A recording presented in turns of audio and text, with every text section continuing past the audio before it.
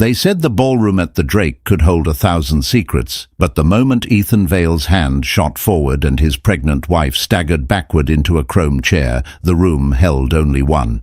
Champagne paused mid-air, conversations sheared off mid-sentence. A violinist choked on a high note. Flashbulbs caught Maya's flinch as she clutched her belly, caught Sloane Hart's immaculate smile freezing at the corners, caught a millionaire becoming a headline in real time. In the sliver of silence between gasps and apologies, Ethan glanced to Sloane like a schoolboy checking for approval and found only absence. She had already turned away, lips pressed white, eyes calculating exits. The maitre d' began moving toward them. A medic lifted her bag. A donor whispered, "Optics." Someone laughed, a small, shocked bark, and yet the loudest sound was the click of 1,000 private judgments locking into place.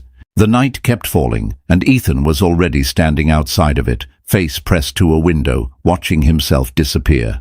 The gala had the sheen of a well-pressed lie. Uplighting washed the walls in pale gold, and the placards displayed names the city had taught itself to pronounce with reverence.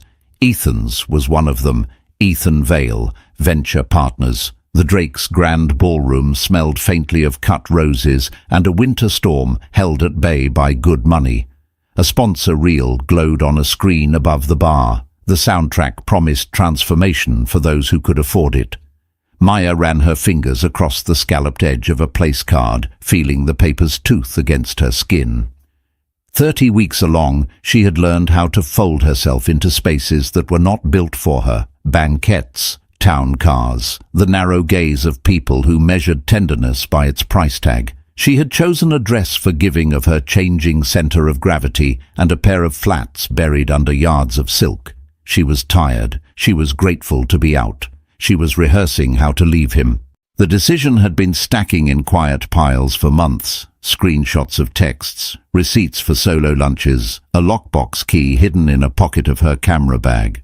Ethan found her near the silent auction, where a lot titled Midwest Cloudscape had already been bid up to a number that would have cleared a student's debt. He slid a hand to her elbow, too gently to be natural. "You look luminous," he said. He always praised her in words that sounded like lighting cues. She smiled because she had practiced that too. "The baby appreciates the flattery." She tapped the rim of her sparkling water and followed him with measured steps. "Investors are here. Leonard wants to see us together." His jaw flexed the way it did when he was about to enter a room he'd already imagined winning. "Us," she echoed, and followed him as a waiter with the eyes of a night nurse wove between guests holding high-arched glasses. A photographer took candids for the foundation.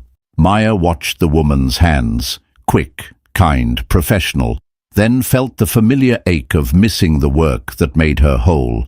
She had not told Ethan that a small gallery in Logan Square had accepted her series, pending final selections. She had learned not to bring him news that did not concern valuation. Sloane Hart arrived the way adverse weather does, thin air, static, a hairline crack in attention before the sound.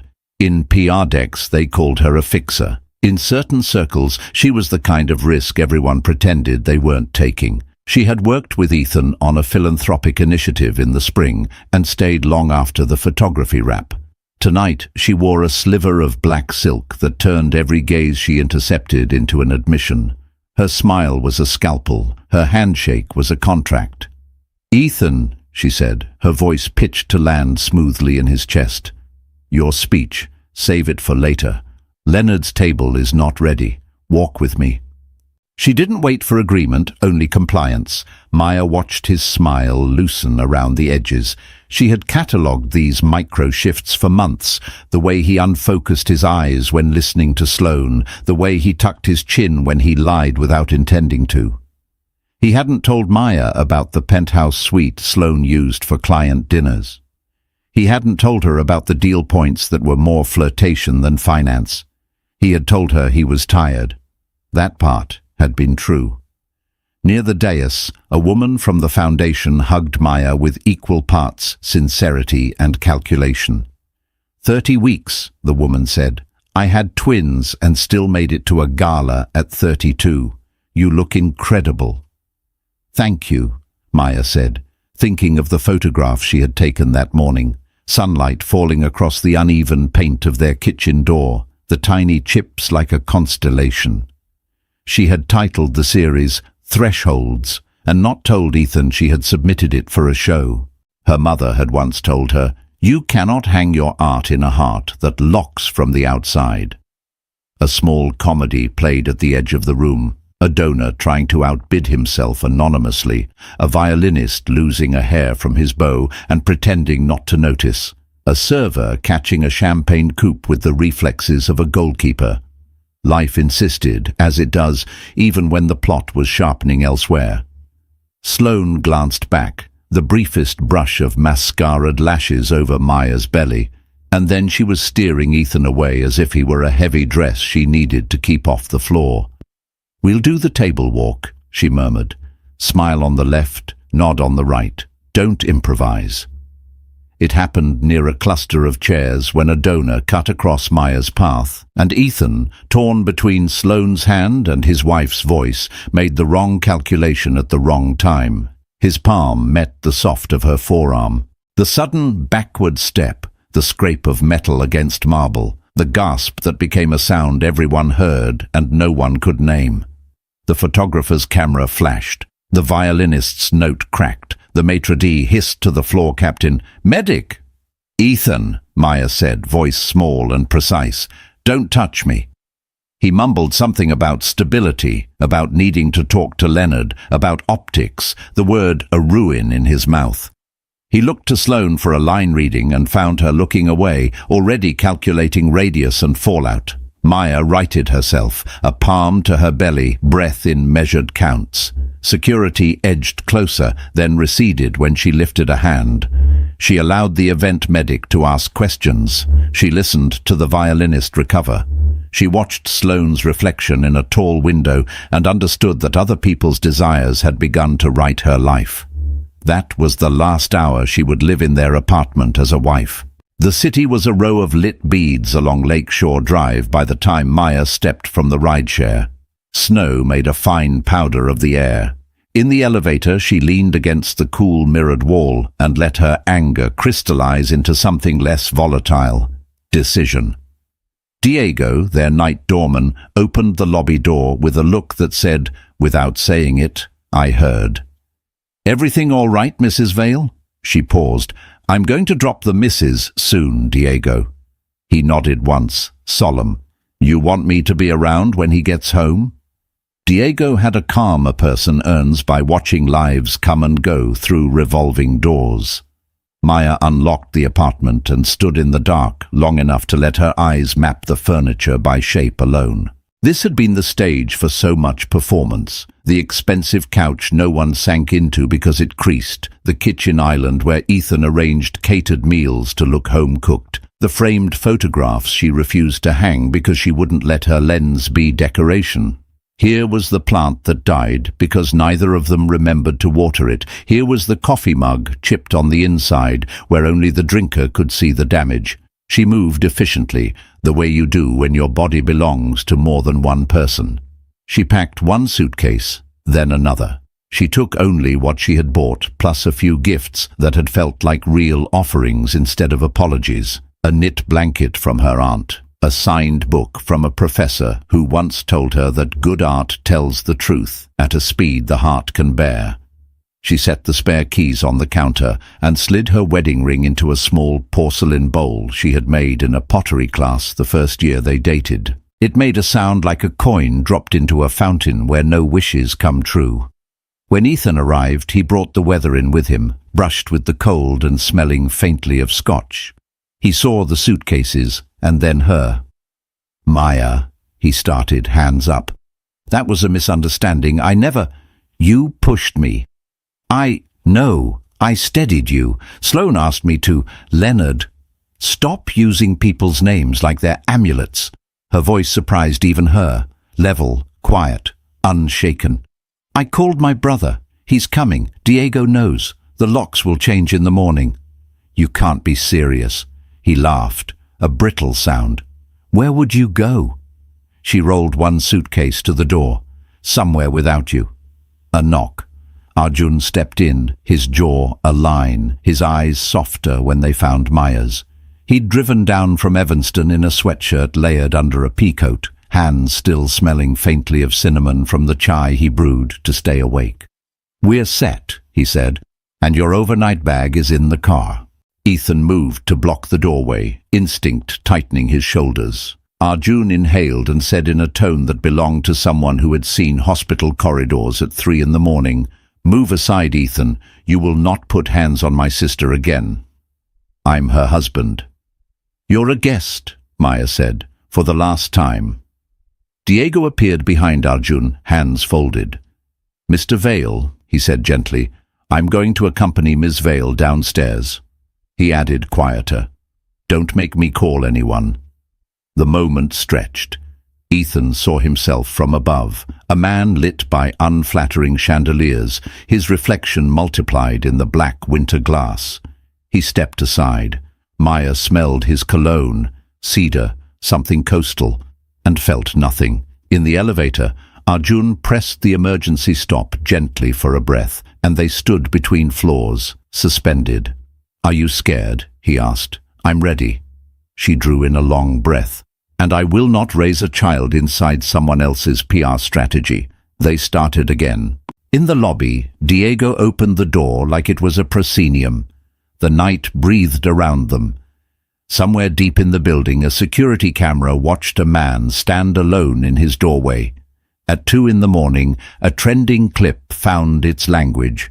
"Millionaire shoves expecting wife at fundraiser." At 2:30, Ethan's bored WhatsApp lit up like a seizure. He didn't sleep. He paced the apartment that now held too much air. He called Sloane. She ignored the first 3 calls, then answered the 4th. "You'll handle this," he said. It sounded like a plea dressed as confidence. Her silence came with the faint purr of a car. "You made a choice," she said. "Multiple choices, actually." "I need a statement. Context. You saw—" "I saw you," Sloane said, and then she hung up, leaving him with the noise of his own breath and the cold, soft thunder of a city ready to devour him. By dawn, the locks changed. By noon, the headline had 1 million views. By evening, Ethan Vale was a man kicked out of his own narrative. Diego texted Maya a thumbs-up emoji and, separately, a list of movers he trusted. Arjun brewed more chai. Maya slept in fits, hand on her belly, the new apartment key pressing a small crescent into her palm. Before Ethan was a headline, he was a son. Victor Vale built a business in the 90s the old way, leveraged, loud, convinced that fear was a better motivator than hunger. He taught his boy that apologies were admissions and intimacy a liability.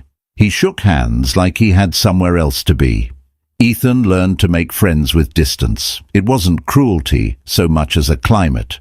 His mother had been kind and underslept, sick for long stretches with a condition that didn't have a hero's arc. Ethan learned to collect small comforts, the hum of a refrigerator at night, the way the housekeeper's radio murmured old boleros in the laundry room, the unexpected sweetness of canned peaches in winter. He taught himself to keep his voice calm when he wanted to scream, to say, "I'm fine," like a punctuation mark. He stayed small enough to pass undetected through rooms that vibrated with his father's mood. At 28, he met Maya at a pop-up gallery in Pilsen. He had wandered in to impress a client with his cultural curiosity and found himself standing too long in front of a photograph of a motel mirror. In the glass you could see the photographer's hand, a smudge of presence. Maya watched him watching and laughed softly when he started to apologize. "It's meant to make you uncomfortable," she said.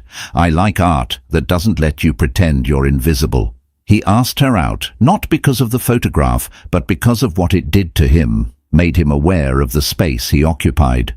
She went because his eyes were better than his swagger. They constructed something slow. He learned to sleep with another person's breathing in the room. She learned to tolerate the way he spoke about time as if it were a currency he printed. They ate cheap noodles and argued about whether compassion had to be costly to count. On Sundays, they walked through neighborhoods, picking imaginary houses and imaginary lives. Sloane arrived later, a professional complication that metastasized. They met at a round table called Philanthropy and Narrative, a phrase so glossy it squeaked. Sloane was sharp, unblushable, and frighteningly good at making other people's mistakes disappear. She didn't chase Ethan. She left the door unlocked. She kissed him the first time like it was a test of his will, and he failed and then pretended failing was strategy. What Ethan never told anyone. The affair wasn't about sex, not really. It was about power as oxygen. With Sloane, he could rehearse the version of himself that never had to be told no. Sloane understood that power was theatrical and that the audience was always present. Maya refused to be an audience. She asked him questions that unraveled him. She wanted his answers even when they were inconvenient. Sloane wanted his momentum even when it was cruel. When the board recruited him to helm a new fund, Leonard Price, the old lion, put a hand on Ethan's shoulder in a way that was both blessing and test. "You have vision," Leonard said. "Can you be trusted with it?" Ethan nodded, because saying "I don't know" was not an available answer. He meant to be good, but meaning had never been enough. The fund grew quickly, too quickly. Graham Knox handled operations and compliance with a smile that never showed his teeth. Ethan didn't notice, or pretended not to, the way Graham's spreadsheets sang a little too sweetly. On the morning after the gala, Ethan shaved carefully and watched a video of himself become the man he couldn't argue against. He wrote a statement 3 times, each draft more polished and less human. He sent them to Sloane. She replied to none. He texted Leonard, "We should talk." Leonard's response came hours later. "My office, 5 p.m, alone." The day stretched. The apartment felt like a museum of a life he had purchased and never unboxed. He found a print from Maya's early series in a drawer, a photo of a doorframe with chipped paint, light spilling in like a dare. He sat on the kitchen floor and rested his back against a cabinet, and for a moment, with his eyes closed, he could be a boy again listening to a refrigerator hum. He didn't see the other story rising beneath his. Sloane's landlord called her twice about an envelope left at her door. A man named Graham Knox, the firm's COO, forwarded Ethan a spreadsheet with a note, "We'll control the narrative." And in a coffee shop in Rogers Park, Maya opened her email to find a subject line that read, "I'm sorry, there's more." Sloane. Leonard Price's office had the assured warmth of a place that had known both victory and sorrow. Books lined the walls like a quiet jury. When Ethan entered, Leonard stood by the window, looking down at Michigan Avenue as if it were a river he'd crossed one too many times. "Sit," Leonard said. Ethan sat. "The video is bad," Leonard said without ceremony. "The optics are worse. I remember when optics were something photographers talked about instead of lawyers." "I panicked," Ethan said. "It was a moment." "Moments become men, Ethan. You know this." Leonard's eyes were not unkind. "We can craft a statement. Sincere, not sentimental. You can take a leave." "I can fix it," Ethan said, and even he heard the verb choice. Leonard tilted his head. "Fixing is what got you here. You need to change." He let the sentence sit between them until Ethan felt its edges.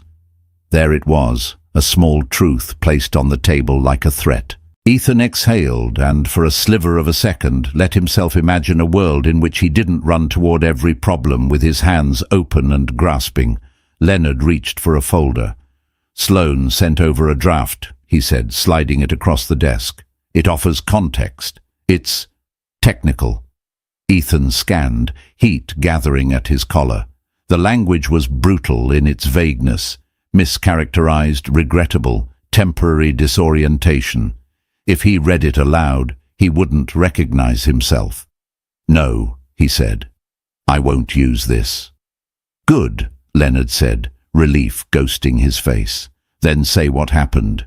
Use nouns and verbs. Save the adjectives for later. What happened? Ethan repeated, testing the words like he might test a rope over a ravine. Meanwhile, across town, Maya sat at a coffee shop where the barista remembered her decaf order and pretended not to know her from the video. She opened Sloane's email with the caution of someone cracking a door she'd barricaded. Maya, the email began. What happened last night was unforgivable. I'm not asking for your sympathy. But I need to tell you something that may affect your decisions. Your husband is not the only person who has been reckless.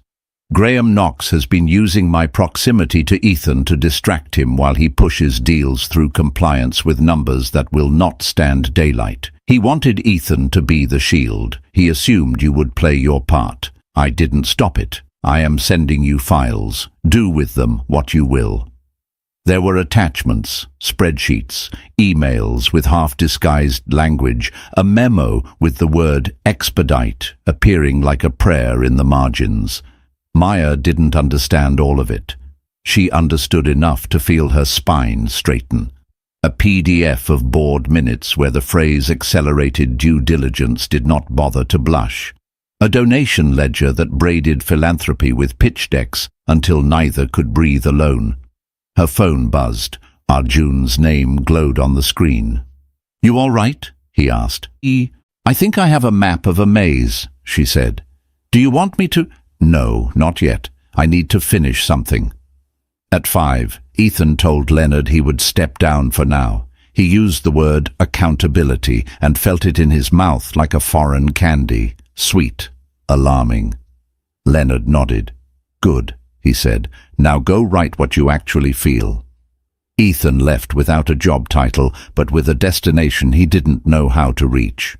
On the sidewalk, a young journalist with a microphone saw him and asked, Do you regret what you did? Yes, he said. The camera blinked. He kept walking. Sloane watched the clip on her phone in the back of a black car. Her driver chewed gum loudly. Do you need me to wait? He asked. No, she said. I need you to forget you saw me. She slid on sunglasses, though the sun had slipped behind buildings. She dialed a number that would eventually route to Graham Knox. We need to talk, she said into the voicemail, before your mess becomes mine. Across the river, Maya's obstetrician called to check after hearing about the gala.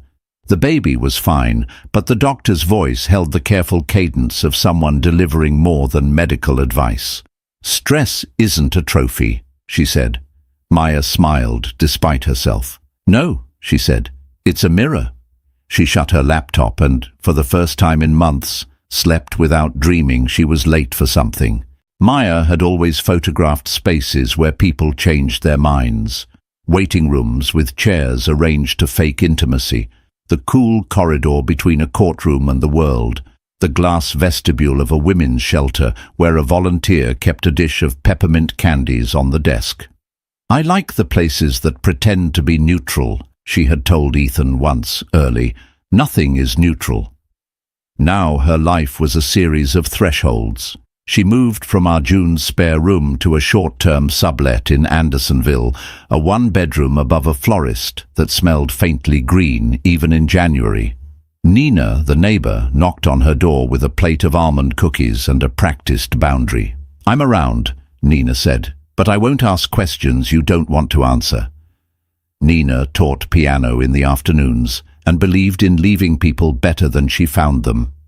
Maya returned to Dr. Lila Chen, whom she had seen before the pregnancy when the arguments with Ethan turned into knots. Lila's office had a window that faced a brick wall. No view, all presence. She let Maya speak without nudging the narrative toward pity. You were planning to leave before the gala, Lila said in their third session, gently placing a frame around something Maya hadn't framed for herself aloud. Yes. Maya tucked her legs under her. I had paperwork ready. I thought I'd wait until after the baby. That's what my mother said she would have done, but then she never left. What changed for you? Being seen, Maya said. Not by him, by everyone else. It felt like the universe filed a police report. Lila nodded. Public pain can be clarifying. It can also be a trap. I don't want to live my life in reaction to other people's eyes, Maya said. But I also don't want to pretend. She stopped, pressed her palm to her belly. A small kick answered. She doesn't know what I know. I want to keep it that way. They talked about safety plans, about legal steps Maya could take, about the way charm could be a form of intimidation. They did not talk about love, because love in that room was the least stable variable. Lila gave her a worksheet titled Boundaries Are Architecture and laughed when Maya said, I could have written this, because she practically had. When Maya met Sloane, it was at a cafe that tried to make everything look like it wasn't trying. Sloane arrived in a sweater and jeans, like a disguise that fooled no one. She carried a folder and a posture that wavered. I'm not here to apologize, Sloane said. I mean, I am, but I know that's worthless to you. What do you want? Maya asked. Not to be the villain in a story where none of us are the hero. Sloane placed the folder on the table. Graham Knox likes men like Ethan because they will protect the castle even when the castle is burning. He wanted Ethan distracted. I let myself be the distraction. Because you're cruel? Because my brother owed the wrong debts, Sloane said. Because I'm excellent at rationalizing. Because adults make bad choices and then call them circumstances. She glanced up. I didn't think what he did to you. I didn't think. Maya inhaled. You knew what might happen. Sloane flinched. I knew what could happen. I didn't believe it would. That is not a defense. It is a confession. They sat in the airless pause of women who have been drafted into competing roles by a man who built his life like a press release. Maya didn't forgive Sloane. She accepted the folder. At home, she spread the documents across the table. She saw the outline of a story, inflated valuations greased through by a whisper network, a charity fund used as a sheen for deals that smelled like old fish. Ethan had benefited from sloppiness he didn't orchestrate but hadn't questioned. Lila had a phrase for it, complicit by convenience. Maya called a lawyer who didn't advertise on billboards and asked about restraining orders, custody frameworks, and what to do when the man you married was suddenly a symptom of a larger disease.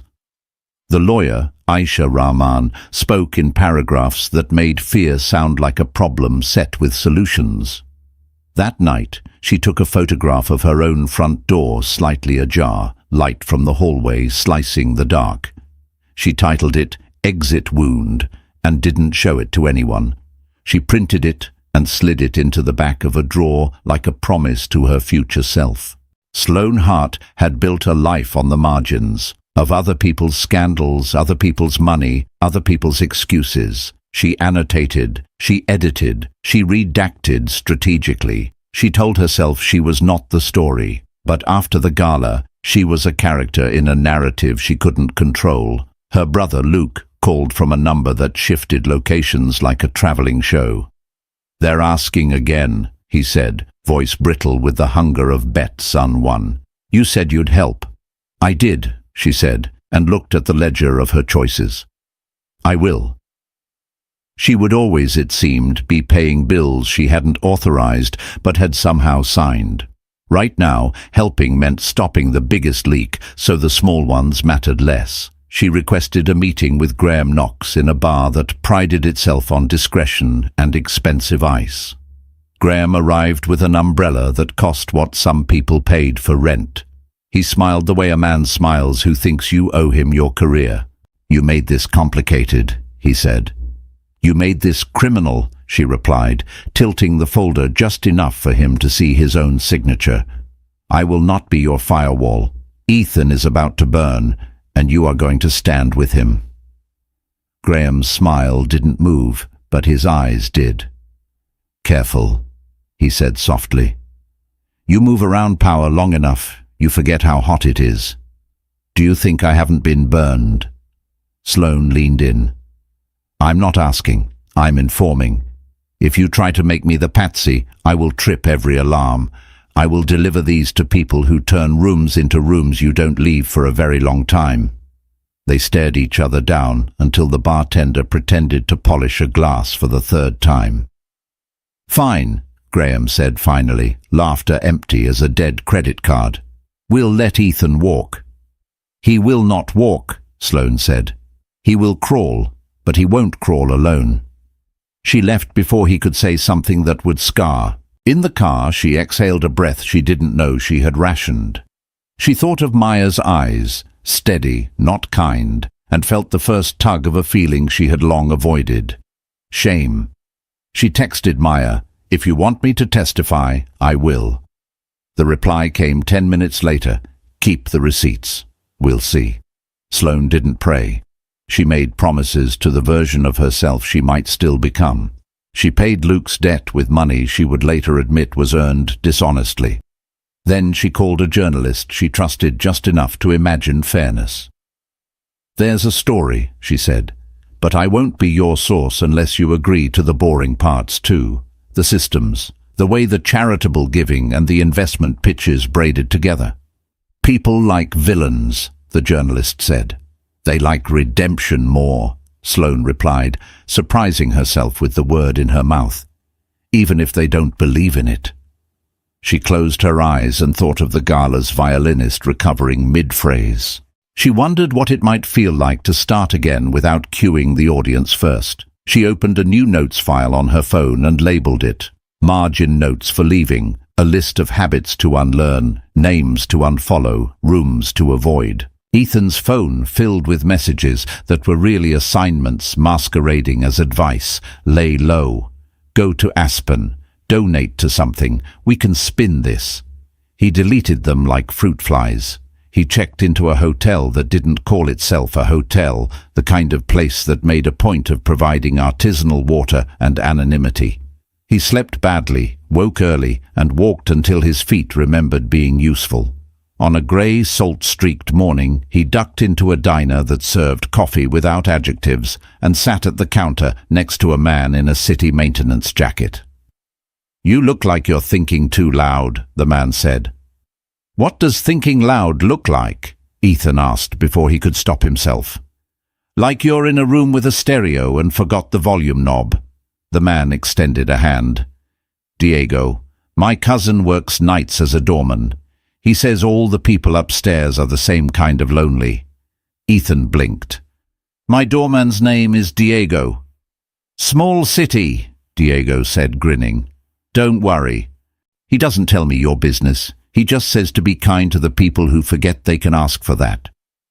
They ate in companionable silence. Ethan paid and left too much cash. Outside, he called Dr. Lila Chen and left a message that felt like he'd accidentally opened a window in January. "I need someone who tells the truth," he said, "even when I don't pay them to." Lila saw him that afternoon. He sat on the edge of the couch like a man unaccustomed to furniture that didn't signal status. "I pushed my pregnant wife," he said. "It's the worst thing I've ever done." "It's not the only thing you've done," Lila said, not unkindly. "And you didn't start there. Men don't reach that moment without building a road to it." He nodded, throat tight. "My father taught me that softness is a leak." "And what did you learn about yourself to survive?" "That applause could be a blanket," he said, startled at his own speed. "That being needed is safer than being known." They spoke about accountability, contrition, and how to apologize without asking for absolution. They did not talk about Sloane until Lila asked, "What role does she play when you close your eyes?" "A witness," he said, surprised. "And an audience. And a mirror I didn't have to clean." When he left, he didn't feel better. He felt real. He wrote a statement that night without adjectives and posted it from an account he barely used. He named what he had done and didn't justify it. He called Maya to tell her before he pressed send. She let it go to voicemail. He pressed send anyway. Then he emailed the firm's general counsel with a sentence that would cost him money. "I believe we have exposure on several deals." I have documents. I want to cooperate. Graham's reply arrived in the form of a threat disguised as a kindness. Let's handle this internally. Ethan forwarded it to the SEC tip line. His finger hovered over the trackpad for a long heartbeat before he clicked. He imagined his father's voice. You don't betray family. He imagined his mother's tired eyes and thought, maybe betrayal is telling the truth about who we are. He attached the files Sloane had once CC'd him for visibility, a phrase that now tasted like irony. He called Leonard. I blew the whistle, he said. Leonard exhaled. Good. It'll hurt. Sometimes that's what healing feels like at first. At midnight, Ethan found himself outside the shelter he had once donated to because Sloane said it photographed well. He walked inside and asked the receptionist if they needed volunteers who didn't know what they were doing but could learn. Can you carry boxes and not talk too much? She asked. Yes. Then we'll try you on Tuesday. He walked back to the hotel in a city that could still forgive weather if not men. For the first time in years, he had done something that didn't make him look good. He slept like someone who had earned his exhaustion. Money is loud. Consequences are quieter, slower, more humiliating. Ethan learned the calendar of hearings and interviews. He surrendered his passport. He sat in a room with fluorescent lights and spoke in sentences that did not put him in the center. He lost the apartment in a settlement that felt just but still scraped. He wrote checks with hands that shook. He learned that remorse isn't an event, it's a practice. At the shelter, he unpacked donations. He carried cots up a narrow flight of stairs that put a burn in muscles he had previously hired other men to use. He spent an afternoon assembling cribs with instructions that assumed a level of patience he had never cultivated. A teen mother named Kiana instructed him without bothering to soften her expertise. No, not like that, she said. You're going to strip the screw. Right, he said, smiling despite himself. I'm new at this. We all are, she replied. Until we aren't. She told him about a guidance counselor who kept extra granola bars in a desk drawer and saved her more than once. Diego dropped by with sandwiches and a story about his cousin's nephew. He told Ethan jokes that didn't require context. Ethan learned to be useful without being central. He learned to sweep a floor without narrating it. Maya built a new routine, prenatal classes with Nina, walks around the block when the swelling made her ankles look like someone else's, long sessions of editing her photos until light and shadow told the truth she wanted. She met the lawyer, signed papers that confirmed what she already knew, and filed a petition for a protective order that was more line in the sand than weapon. She took notes on a legal pad in neat block letters. She bought a used rocking chair and sanded it until the wood remembered kindness. Sloane did her own penance in rooms with prosecutors and on calls with journalists who tried to make her sound either monstrous or martyred. She took neither role. I profited from the fog, she said. I'm trying to learn how to see. She stopped ordering black cars for a month and took the train. It didn't make her good. It made her honest about where she stood. When the first long piece ran, detailing the interlaced corruption at Ethan's firm, naming Graham Knox, acknowledging Ethan's cooperation without sanctifying him, Maya read it like a weather report, accurate, impersonal, predicting storms and sun.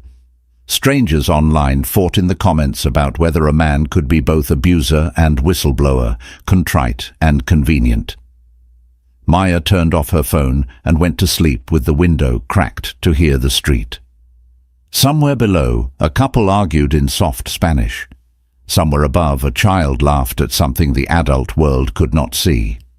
A week later, she stood at the edge of a small room in the shelter where Ethan was teaching Kiana how to swaddle with the awkward tenderness of a substitute teacher. He saw her and froze, then moved as if sudden motion would scare her away. I'm not here for you, she said softly, more to herself than to him. I know, he said. Do you need... He stopped, asked instead, how are you? Close, she said, and placed a palm on her belly. She's practicing her exit. He nodded, swallowing something that wanted to be bigger than the room. I'm sorry, he said again, because the apology didn't expire. I heard, she said, about the whistleblowing. It doesn't erase anything. No, she said. It doesn't. She looked at Kiana, asleep on a cot with a paperback open on her chest. But it's a different choice. They stood in the doorway of their old lexicon and didn't go in. Later, Maya ate soup with Nina on the couch and said, "He sounded like a person I used to know." Nina squeezed her hand and offered a peppermint from a glass bowl she kept on the shelf for reasons she couldn't entirely explain. It rained the morning Maya's contractions found a rhythm. Nina timed them like an archivist. "We should go," she said, and called a car after Maya declined an ambulance with a stubborn shake. "I've made enough of a spectacle," Maya said between breaths. "Let's keep this one small."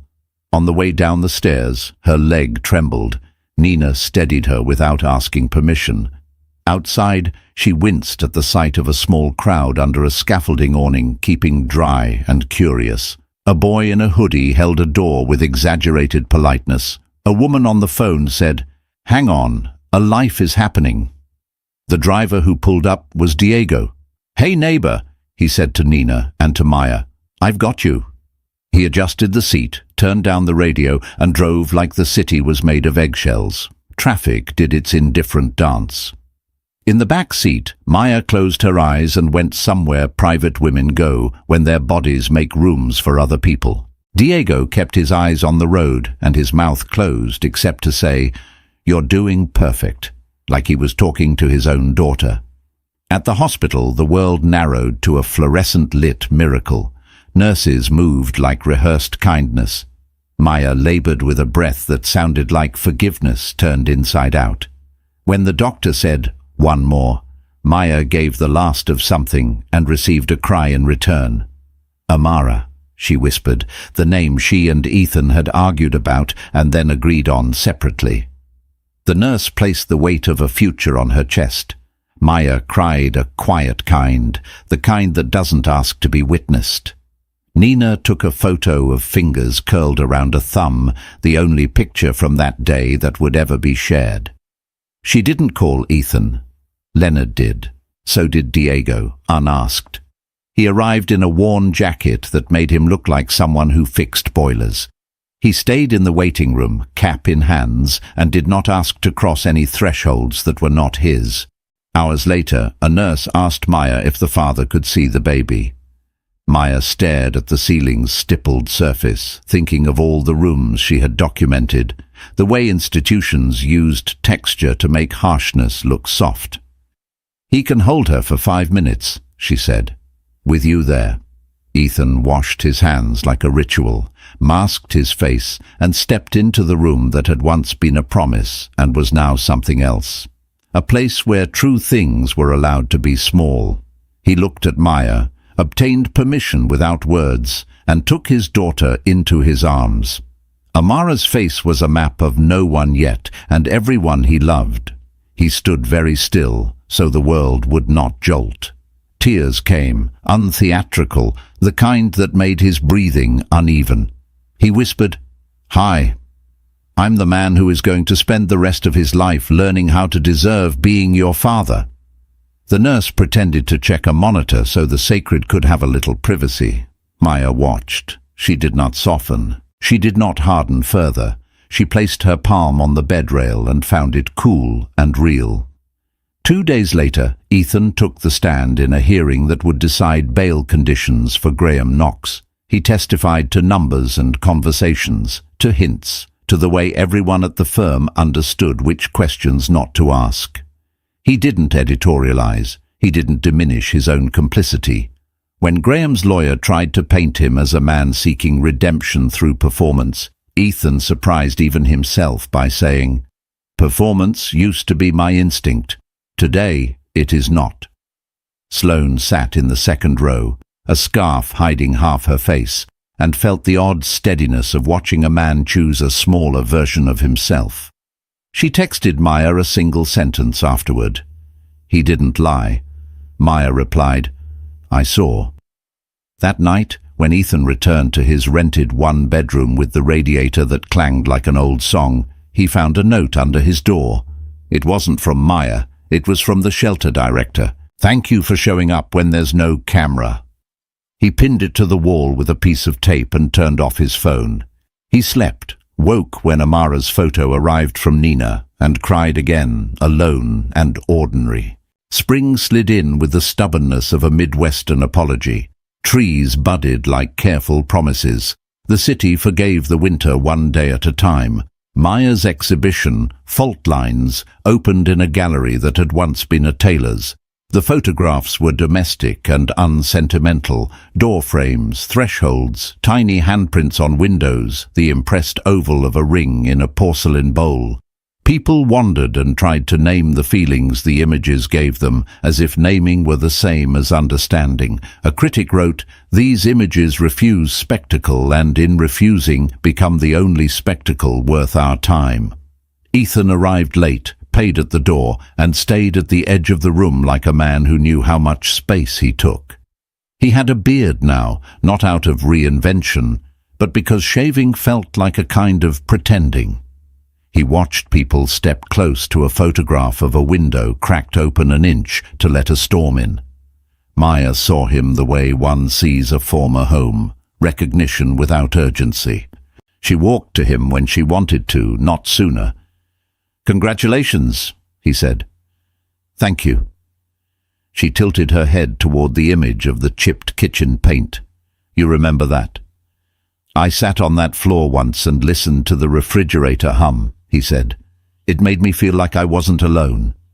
They stood in something that was not silence, but wasn't conversation either. He cleared his throat. "I'm moving," he said. "A smaller place, near the park. The court says I can have Amara 2 afternoons a week to start. If you ever want more flexibility, I will make myself available. If you want less, I will accept that too." Maya studied his face. The edges had softened in ways the lighting could not fake. "Boundaries aren't punishments," she said. "They're architecture." "I'm learning to love architecture," he replied, and smiled, then let it recede. Sloane didn't come inside. She stood across the street and looked through the glass. She had a ticket tucked into her purse, like an apology she wasn't ready to deliver. She sent a donation to the shelter instead and wrote a note that read, "For the peppermint bowl and the woman who keeps it filled." She walked away without checking whether anyone saw her. Leonard visited the exhibit and put a hand on Ethan's shoulder cautiously, as if he were approaching a startling horse. "You look like yourself," he said. "Maybe for the first time," Ethan replied. Months layered. Ethan kept volunteering, and then, when the case settled into the kind of bureaucratic march that devours headlines, he used what money he had left to start a small fund with a narrow mission: backing ventures run by women leaving abusive relationships that needed bridge financing, literal, not metaphorical, to cross into a different life. He kept the fund quiet. He named it Threshold Capital and didn't put his name on the website. He hired Aisha Rahman as counsel and Kiana, now a part-time community college student, as a paid intern. Maya's photos traveled to 2 other cities. She brought Amara to a park where Ethan waited on a bench with a diaper bag he had packed himself, each item labeled in his librarian's handwriting. He watched Maya walk away and didn't check his phone. He and Amara watched pigeons make complicated decisions about which steps to take next. He learned the names of playground mothers and the rules of the sandbox. He learned to sit in a day without asking it for applause. One evening, Diego invited them to his nephew's birthday in a park shelter with aluminum tables. There were empanadas and a cake with frosting that stained everyone's mouths blue. Nina laughed with Sloane, who had appeared like she belonged. Leonard brought Tupperware because he'd learned, late, how to leave a party without leaving a mess. They were all there, in varying proximities and permissions, and the sky held. At the end of the party, Ethan returned Maya's keys to the stroller with a small, practical note. "I refilled the wipes." She nodded. They didn't rehearse the future. They entered it. In his apartment that night, Ethan took off the last watch he had bought to impress a room that would never love him and placed it in a drawer.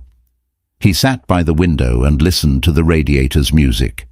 He thought of a door half open, of a woman who made photographs that refused to flatter, of a daughter who would grow up in a city that taught second chances to people who did the work. He didn't call anyone. He let the quiet be a kind of applause he hadn't learned yet, but was willing to practice. If this story stayed with you, if you recognize the fault lines, the soft apologies, or the quiet work of repair, help it find more hearts.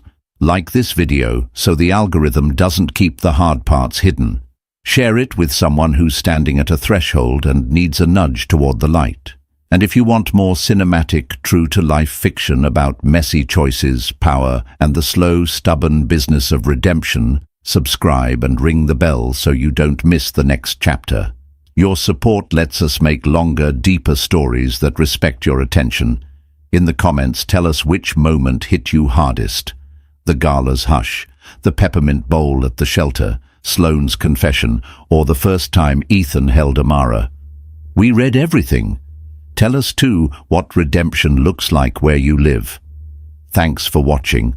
Thanks for feeling this with us. And until next time, be gentle with yourself and fierce with your boundaries.